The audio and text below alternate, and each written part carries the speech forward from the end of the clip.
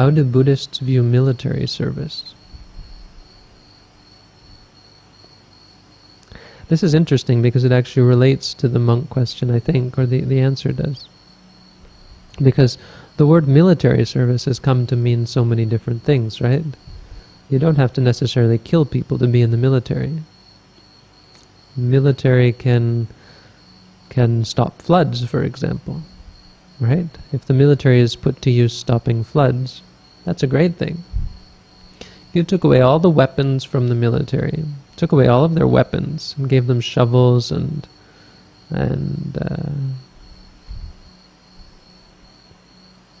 sandbags. Then I think it would be a good thing. Have a standing army that looks after people's welfare. But no, I mean, obviously the military is for the purpose of doing battle, you know, causing harm, hurting other beings, and maybe in defense. But a person who enters the military is doing it with I believe with the understanding and the intention that they are going to bring violence to other beings. Either, you know, and as I said, they can think of it as in defense, but it's a violent profession by its very nature. I don't know. I guess my question would be, in what way would you think that military service would be a positive thing, or is there any way that you can think of it as not being a negative thing? I suppose. I mean,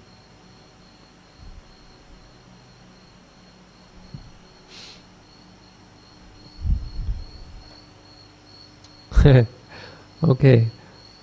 My job would be to help children of foreign countries not hate Americans. But the question is, if there were a war, would you be asked to pick up a gun and fight? I mean, I don't really know how that's what I said, the military has become something quite a bit more than just guys with guns. But I still think you're given a duty to fight, are you not?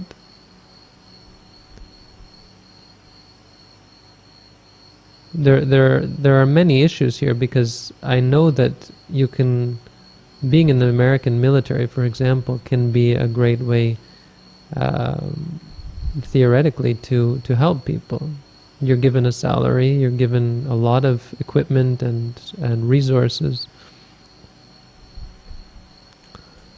And joining other organizations might be a great thing, but there's something to be said about the clout of the American military in that sense. The problem is that I don't understand it fully, but as I understand, when you join the military, no, I guess that's not true. No, if you're intelligence and in the Air Force, you're not involved with killing. More like a desk job, right? Well, then I guess there's the moral question of, is there a moral question of joining an organization that at its very nature is for the purpose of, I don't want to say, the purpose is to engage in combat, no? Or to, well, it's a military. Are there ethical problems there? I guess I don't have strong feelings about this. You take your job, and if your job is for the purpose of helping other people, and if through your job you can help other people, then power to you. Even if your job doesn't help other people, I'm not of the bent that you have to be concerned with anything larger than doing your own task.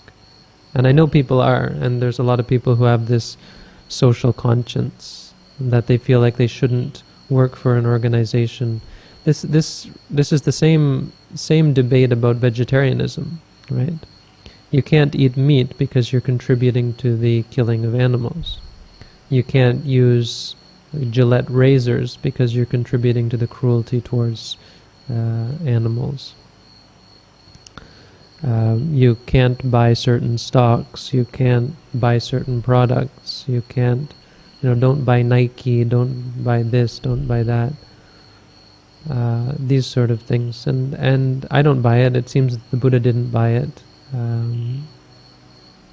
And there's even, we have this wonderful example that we always tell of this woman whose husband was a hunter.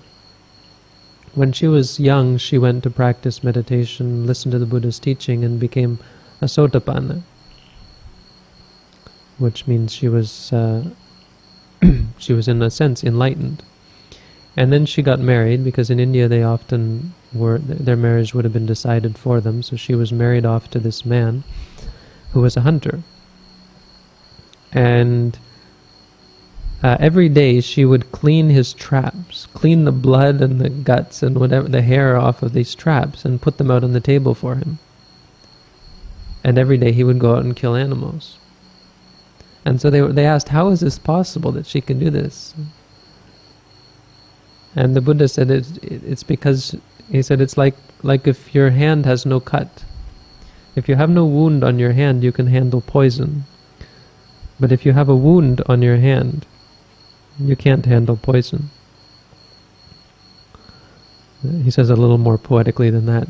But the point being that when a person has no bad intentions, the act of cleaning blood and gore off of these killing machines, even to that extent, is not considered to be immoral. Because it's not. It's the same as eating meat. The act itself is never immoral. This is the Buddha actually taught against the idea of karma. He said karma is not the important thing. It's the intention.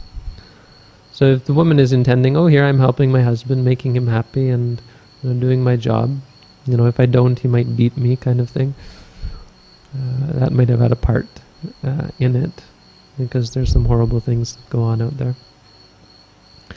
But even, he's a hunter, he's not the most cultured of beings. But even without that, just the idea that she's doing her job and doing what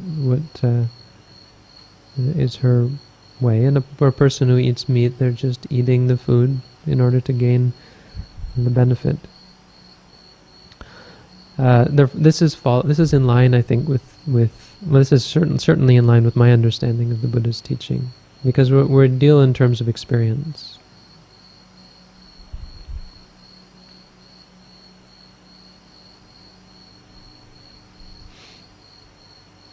Don't some monks practice some military aspects like Shaolin? I'll never live this one down. No, monks, Buddhist monks don't practice Shaolin. Shaolin monks practice Shaolin. I'm sorry, they call themselves Buddhist, but in what way does Kung Fu have to do with the Buddha's teaching? It's, to each their own. But no, Shaolin monks are a very specific type of monk, and I don't know. I guess I just can't answer that because it's so different from what I do. I used to practice karate, but that was a long time ago. Karate isn't Kung Fu, but it's not a part of the Buddha's teaching for sure. Those monks are doing it. I mean, there's a whole history there of how it came about, because there was war and the monks had to defend themselves or whatever. I'm not sure how it all came about. Anyway, question on joining the military. I say, as I said, take it as your job, because the American military is such a huge organization and so many people aren't involved with the killing part of it. But you have to be fairly careful there as well, because it's, if you are put in a position where you have to be involved with or encourage the use of force or the distribution of weapons, for example, it's certainly something that you have to take into consideration. Be careful that you don't somehow get conscripted and you're a soldier, go and fight, this kind of thing. But we're living in hard times. If if you have a chance to help people, then power to you. Go out there and help. Because actually, in Canada, the military is mostly involved in peacekeeping, helping to bring peace. Or they were, I don't know what it's like now. Anyway, military.